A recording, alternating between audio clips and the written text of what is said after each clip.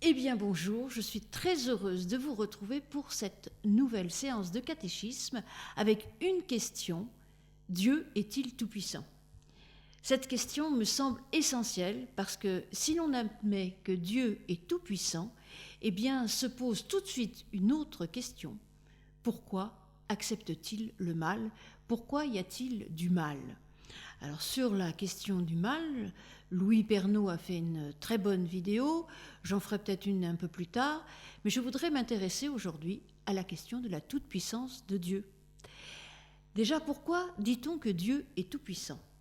Eh bien, dans l'Ancien Testament, il y a plusieurs noms pour Dieu. Alors, le plus courant est en effet Elohim, qui signifie Dieu de manière générique.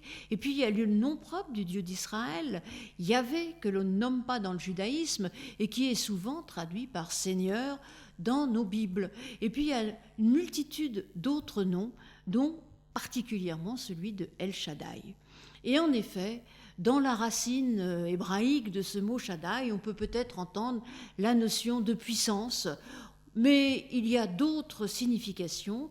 La notion de puissance, certes, mais aussi cela pourrait être le dieu de la montagne et pourquoi pas d'ailleurs le dieu de la steppe.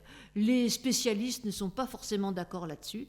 Et puis il y a aussi cette racine très importante qui est la racine du sein maternel, c'est-à-dire que l'on peut traduire aussi ce dieu puissant par un Dieu maternel, un Dieu qui presque allait et nourrit ses enfants.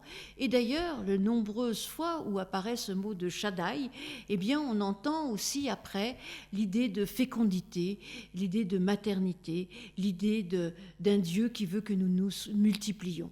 Donc, vous voyez, un seul mot, Shaddai, El Shaddai, El pour Dieu, et Shaddai pour puissant, pour maternel, des significations bien différentes. Alors, que comprendre ? Eh bien, personnellement, je pense qu'il faut garder tout cela ensemble. Certainement, une dimension archaïque d'un dieu de la montagne ou d'un dieu de la steppe que l'on peut retrouver, et puis cette dimension à la fois de puissance, mais aussi de maternité, de soins pour ses enfants, et ne pas les opposer. Et c'est ce qu'on va retrouver d'ailleurs dans d'autres textes dans le Nouveau Testament.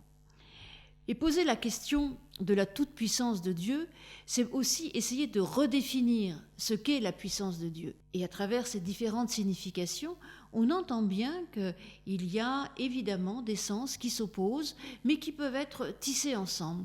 Ainsi, la toute-puissance, est-ce avoir pouvoir sur tout, tout le temps, et pouvoir écraser tout le monde, comme c'est la plupart du temps ce que nous entendons par toute-puissance, ou bien est-ce que la toute-puissance se joue justement comme la manière dont une mère prend soin de ses enfants, ou un père, puisqu'il est question de Dieu Père aussi dans toute la Bible?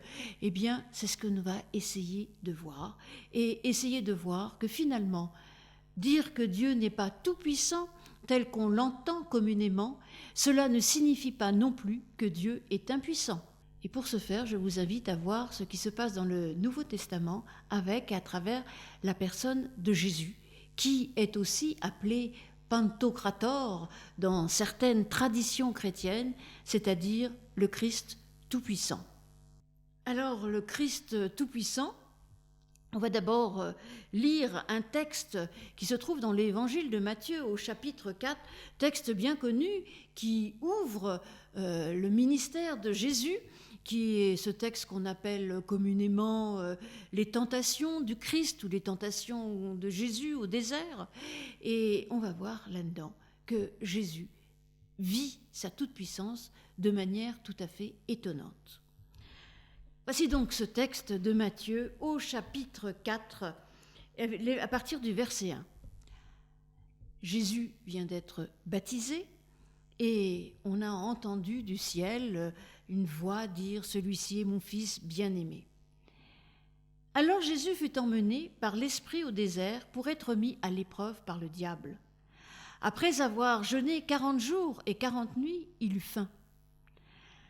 Le tentateur vient lui dire « Si tu es fils de Dieu, ordonne que ces pierres deviennent des pains. » Il répondit « il est écrit « L'être humain ne vivra pas de pain seulement, mais de toute parole qui sort de la bouche de Dieu. » Le diable l'emmène dans la ville sainte, le place en haut du temple et lui dit « Si tu es le Fils de Dieu, jette-toi en bas, car il est écrit « Il donnera à ses anges des ordres à ton sujet, et ils te porteront sur leurs mains, de peur que ton pied ne heurte une pierre. » Jésus lui dit « Il est aussi écrit « Tu ne provoqueras pas le Seigneur ton Dieu. » Le diable l'emmène encore sur une montagne très haute et lui montre tous les royaumes du monde et leur gloire. Et il lui dit « Je te donnerai tout cela si tu tombes à mes pieds pour te prosterner devant moi. » Jésus lui dit « Va-t'en, Satan, car il est écrit « C'est devant le Seigneur ton Dieu que tu te prosternes, c'est à lui seul que tu rendras un culte. » Alors le diable le laisse et les anges vinrent le servir. Voilà, texte assez connu que vous avez certains d'entre vous entendu déjà à l'école biblique, et texte qui nous parle vraiment de la toute-puissance, parce que il y a deux personnages là-dedans, enfin deux personnages, un qui se nomme Jésus et l'autre qui a plusieurs noms, le diable, ce qui signifie celui qui divise, ou bien le Satan, ce qui signifie celui qui accuse, et encore on nous dit qu'il est le tentateur, c'est-à-dire celui qui nous met à l'épreuve, celui qui nous tente. Ainsi, cette force qui s'oppose à Jésus, en tout cas qui se présente de manière tout à fait presque sympathique à Jésus, en lui promettant monts et merveilles, eh bien, cette force a diverses manières de se présenter. Et en fait, cette force, ce n'est que le mal, les diverses formes que peut prendre le mal dans notre existence et dans le monde. Et ce mal se présente de manière assez sympathique, comme je le disais, à Jésus. Et Jésus, à chaque fois, rejette en tout cas ses demandes. Il le rejette et du coup, lui se trouve disqualifié. Mais jamais, si on fait bien attention dans ce texte, Jésus ne dit qu'il n'est pas tout-puissant. Simplement, Jésus remet en cause l'utilisation que l'on peut faire de la toute-puissance. Il pourrait probablement se jeter du haut de la montagne ou du haut du temple, et peut-être que les anges viendraient le réceptionner, le protéger, mais cela n'a aucun intérêt. Donc finalement, la toute-puissance ne sert à rien. Il ne s'agit pas d'utiliser cette toute-puissance pour faire n'importe quoi. Et Jésus le prouve et le met, et du coup, lui qui est mis à l'épreuve, met le mal à l'épreuve et le disqualifie et l'empêche de venir intervenir dans son existence et le tenter, ou peu importe, ou le défaire de ce qu'il est venu faire, c'est-à-dire nous apporter un message d'amour. On pourrait dire qu'à travers le refus de Jésus de céder au mal, eh bien, c'est le message d'amour qui déjà se fraye un chemin. Un amour qui va rencontrer tout au long, eh bien, de la vie de Jésus de nombreux obstacles. Et chaque fois, Jésus affrontera les obstacles jusqu'au bout, jusqu'à la croix. En quelque sorte, ce début d'évangile nous indique presque la fin douloureuse, mais il nous indique aussi que lorsqu'on résiste au mal, eh bien, on peut se relever, c'est-à-dire être relevé, être ressuscité. Il y a quelque chose de très fort dans ce texte. Et puis, plus loin, dans l'évangile de Jean, on va retrouver un épisode bien connu lors du dernier repas.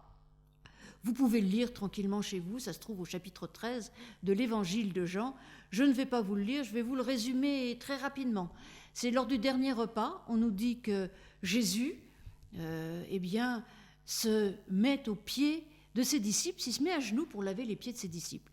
C'est assez étonnant, parce que cette mise à genoux, et en même temps il se met à nu, donc ce dénuement et cette mise à genoux, eh bien, normalement, c'est les serviteurs qui le font à cette époque, lorsque les gens arrivent, lorsqu'on arrivait chez quelqu'un, on vous lavait les pieds, parce que vous aviez les pieds sales, parce que vous n'aviez de cesse de marcher dans la poussière de Galilée, de Jordanie et de Jérusalem.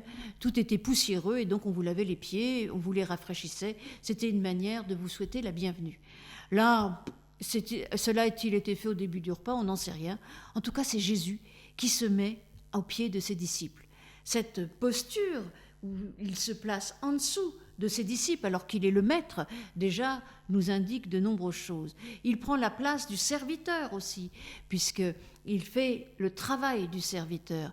Il se met à nu, nous dit-on. Et puis, il y a un peu d'humour là-dedans, puisqu'on nous dit au début que Dieu lui a tout remis entre ses mains. Donc, en effet, il est tout-puissant. Et que fait-il de cette toute-puissance? Il prend les pieds sales de ses disciples pour les nettoyer. Et après, il nous dit, vous avez compris ce que j'ai fait? Bon, les disciples ont plus ou moins compris, il y a quelques mésententes, mais comme toujours dans l'évangile de Jean. Et nous pouvons comprendre également que la toute-puissance se joue dans la mise au service de l'autre, dans l'amour de l'autre. Et puisqu'après, Jésus va nous donner ce commandement, aimez-vous les uns les autres comme je vous ai aimé, c'est-à-dire servez-vous les uns les autres comme je vous ai servi, mettez-vous au service les uns des autres. Et ça, c'est vraiment là que se joue la toute-puissance du Christ, de son message. Parce que cette toute-puissance n'est pas là pour le mettre en valeur, cette toute-puissance est là pour affronter le mal qui existe dans notre monde.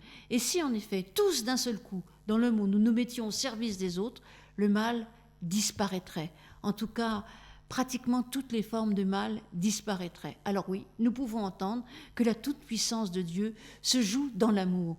Dieu est tout-puissant dans l'amour.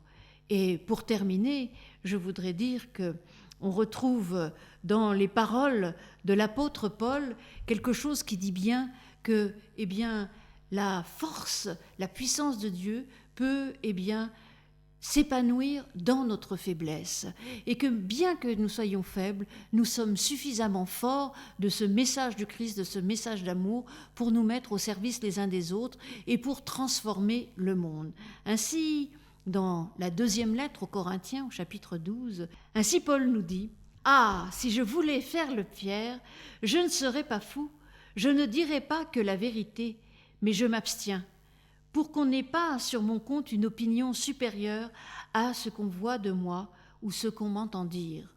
Et parce que ces révélations étaient extraordinaires pour m'éviter tout orgueil, il a été mis une écharde dans ma chair, un ange de Satan chargé de me frapper pour m'éviter tout orgueil. À ce sujet, par 3 fois, j'ai prié le Seigneur de l'écarter de moi, mais il m'a déclaré « Ma grâce te suffit ». Ma puissance donne toute sa mesure dans la faiblesse. Aussi mettrai-je ma fierté bien plutôt dans mes faiblesses, afin que repose sur moi la puissance du Christ. Donc je me complais dans mes faiblesses, les insultes, les contraintes, les persécutions, les angoisses pour Christ, car lorsque je suis faible, c'est alors que je suis fort. Lorsque je suis faible, c'est alors que je suis fort. C'est certainement une des phrases les plus importantes du Nouveau Testament. Elle résume pratiquement toute la vie du Christ.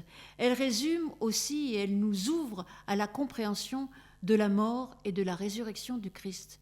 Mais cela, c'est pour notre prochaine leçon de catéchisme. Alors, à bientôt. J'espère que vous comprenez un peu ce qu'est la toute-puissance de Dieu. Dieu n'est pas impuissant. Bien au contraire, il est tout-puissant en amour et cette toute-puissance n'est jamais là pour écraser l'autre. À bientôt.